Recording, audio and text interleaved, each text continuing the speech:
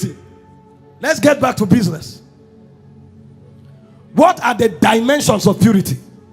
Number one, purity of the heart. This speaks of inner motives and desires. As a believer, you must ensure at all times that your motives and your desires are right concerning everything you do. See, we are so defied that even the so-called service in the house of God is done with wrong motives. That's why when you move people from one area of service to another, they are offended. Because they are looking for self-gain, self-aggrandizement, not glorifying God. And many persons, their area of defeat.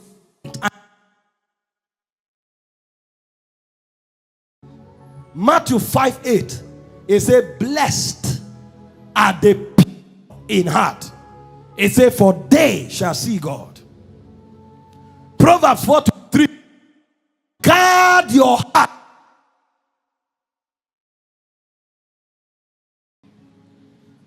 When you start saying things like this, Satan becomes afraid. Because he knows many giants will rise. This is what stops many persons. He said, I the Lord, I don't see how men see. I see the heart. There are many people today who are fasting every month for 21 days. They are going nowhere. You know why? How can God be using that person and not me? Motive wrong. This was the only thing that stopped Hannah from having a child for many years. What is it about Penina that she has so many children that I don't have? Oh, God, madam, forget Penina. Face yourself and your work with God. The day she turned from the woman and said, Lord, give me a child, I will give him back to you, pregnancy came automatic. Our motives most times are wrong. Why do you want that position? Why do you want to carry out that service? Why do you want to be in that location? Most times, error in motive. That's why fasting, prayer produces no result. It says, guard your heart with all diligence. Proverbs 4:23.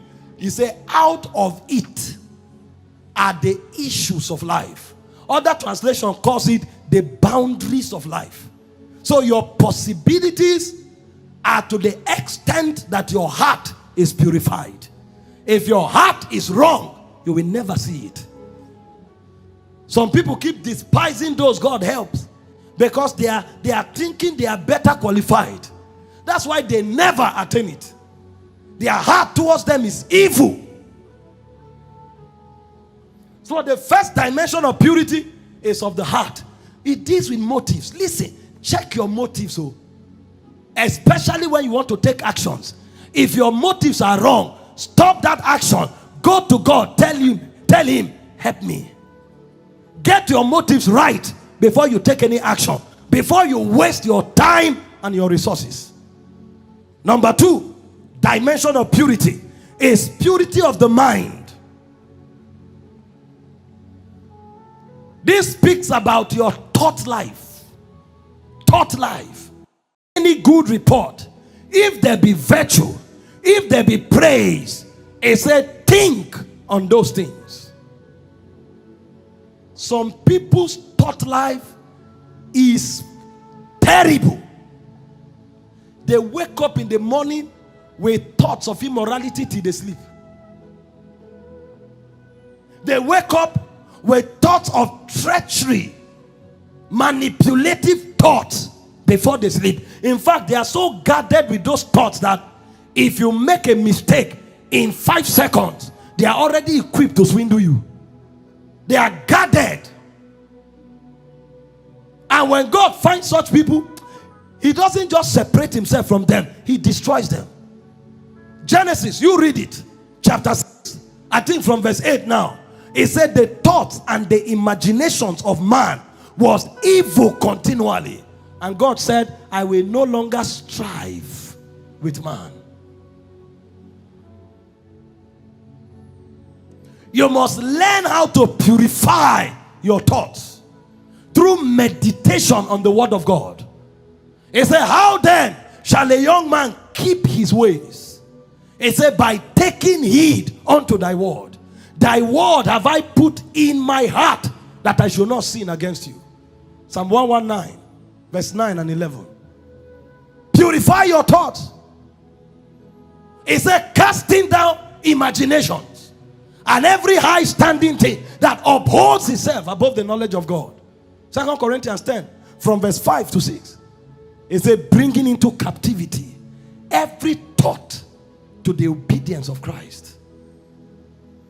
How do you look at that brother and all that comes out of you is lost? Why do you look at that sister and all that comes out of you is lost? Something is wrong with you. Sit on the word, meditate for you to be refined. That's not how men think. Your thoughts should be so purified that even when you see a harlot, instead of lusting, you should pity the person and you should develop a burden to win them. It's possible. That's where God ordained us to live. I'm telling you why we are powerless. It's largely from within us. Number 3, purity of speech or words. Some people are so defied in their communication. Ephesians 4:29. It says, let no corrupt communication proceed out of your mouth. Let no evil communication. Some people enjoy talking vanity. They enjoy talking iniquity. And it's a revelation of the state of their heart. For out of the abundance of the heart, the mouth speaketh. No matter how Satan pushes you to say idle words, evil words, stop yourself. Let nothing unwholesome come out of your mouth. Now they have even become slangs. And you hear Christians use them. That's not how we speak. There is a code for our communication. Colossians 4:6 said, let our words be seasoned with grace. We speak only wholesome things. You should be irritated when men speak error, evil, idle words around you.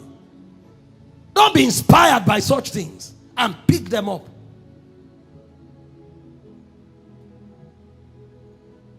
You hear Christians pick words from the gutters. And they'll be using these words. And they don't know that these are instruments of defilement. He choked me. He choked me. What is that?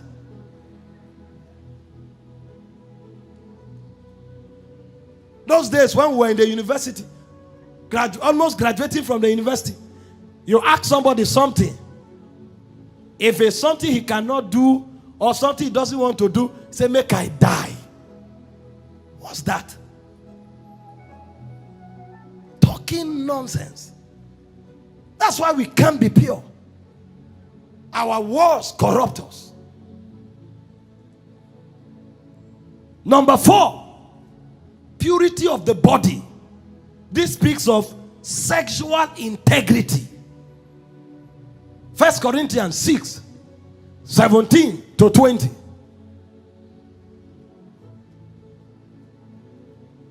He that is joined to the Lord is one spirit with him. And you think it ends there. No, it doesn't. Flee fornication. Every sin that a man doeth is without the body. But he that committed fornication sinneth against the body. What? Know ye not that your body is the temple of the Holy Ghost, which is in you, which you have of God? You are not your own. Verse 20. For you are bought with a price. Therefore, glorify God in your body and in your spirit, which are God's. Glorify God with your body.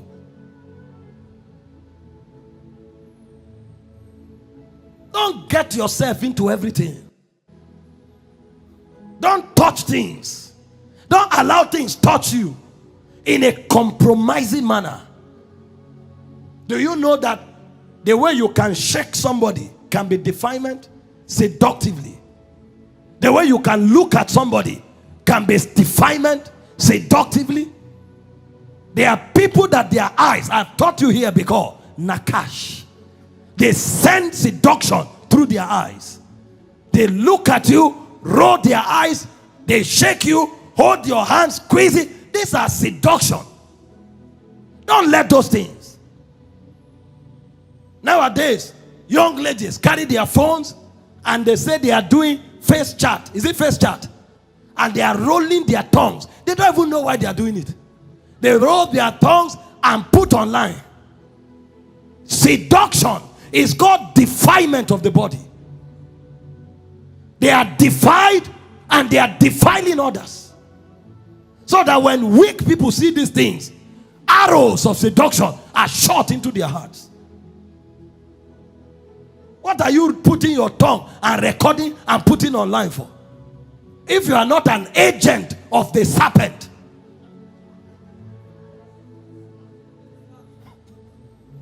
You think it's only those who fly that are agents? There are more trekking agents than flying ones. Find out our sisters today. They so clothed, the whole cleavages outside, the whole lap outside, and hypocrites, they'll be trying to cover. What are you covering? Don't you know what you wore? Defile people trying to defile others. And when you talk, they say, no, it's not works. We are in grace. Which grace? He said, the grace of God that bringeth salvation has appeared to all men, teaching us that denying ungodliness, that we should live soberly, godly in this present world. What grace are you talking about? If any part of your body provokes sexual desires from anybody at any time, and it is not within the context of marriage, your body has been defiled, and you have converted it as an agent of defilement.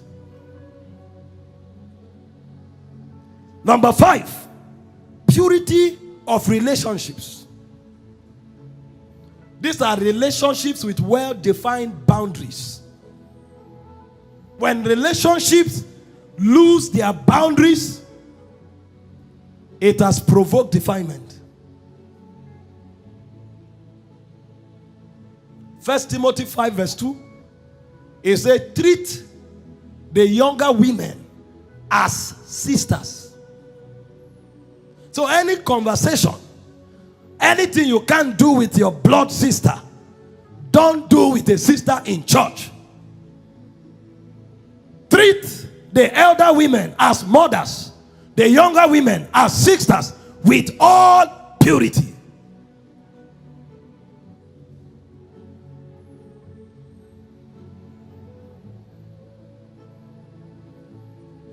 Hello, my sister, and you hug her, you hug her, you hug her. When you find such a person, hold his ear and pull him out of the ear. Let him go with his seduction. Shake her. She's not your wife. If you must hug her on the side. Don't grab anybody here and want to break and puncture the person in the name that you are doing brotherly love. The whole body is laden with seduction.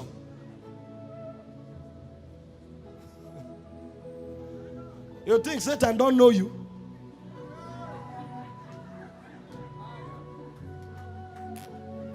Jokers.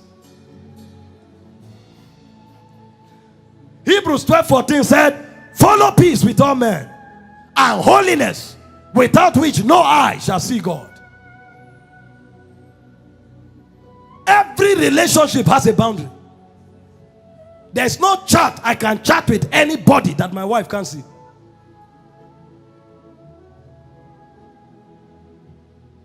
All of you who chat me here, my wife see it.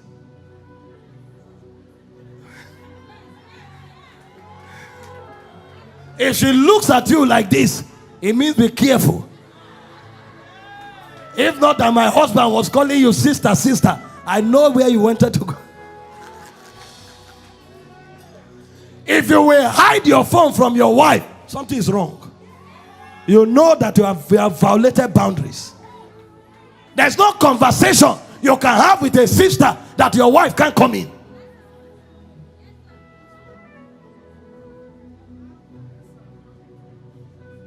You claim you want to help her, but your wife can't know. What help is that? There's an ulterior motive. If that help is pure, you won't be afraid of telling your wife.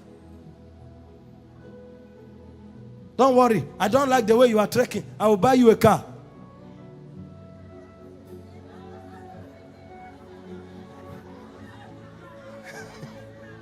How many people have you bought car for before? And this car you want to buy, how come it's a secret conversation?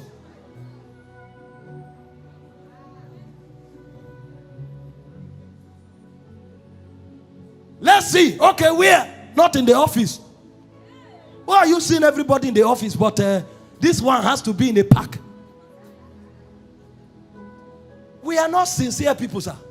That's why Satan explores and destroys us.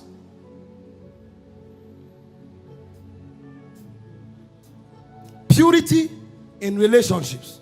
Number 6, purity in worship.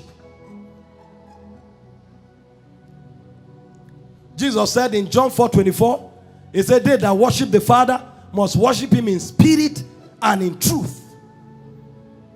Isaiah 1:11-14, the whole emphasis is to reject fake and impure worship. And you know worship that is not sincere. Everybody is praying.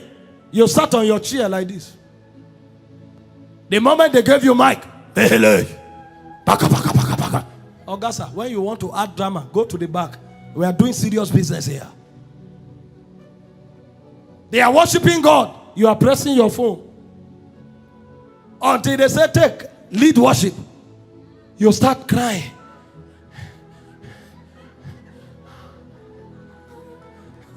No wonder they call them artists now.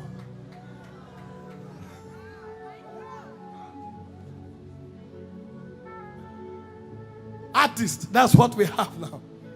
Artists. They come as if they love God. The moment they finish singing, they follow the back door and go. Artists. We need worshippers. People who fear God. People who reverence God. People who honor God. People who love God. That's what God is checking, not the song you are singing. The song is supposed to ventilate the heart of honor, the heart of reverence, the heart of adoration. So if there's no honor, if there's no reverence, if there's no adoration, that's an echo.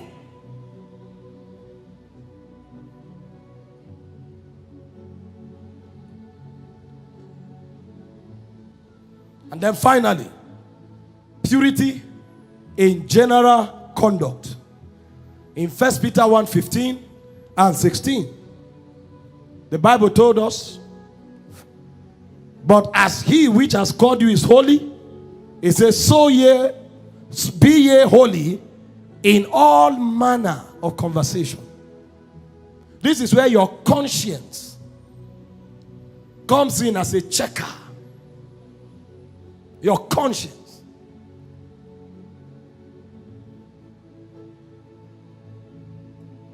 As a checker. Do you know there are some men of God today, if they marry, they have to change their SIM cards? Because if they don't, there will be problem at home. There are more than 8 sisters that they are having the same conversation with. These are not holy brethren.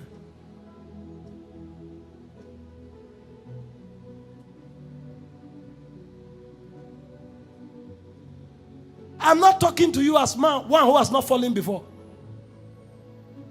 I have fallen. But I didn't lie to myself. So I cried to God anytime I fall to help me rise. So this is not self-righteousness. This is showing you the standard of God. And as you imbibe it, grace will be supplied to help you.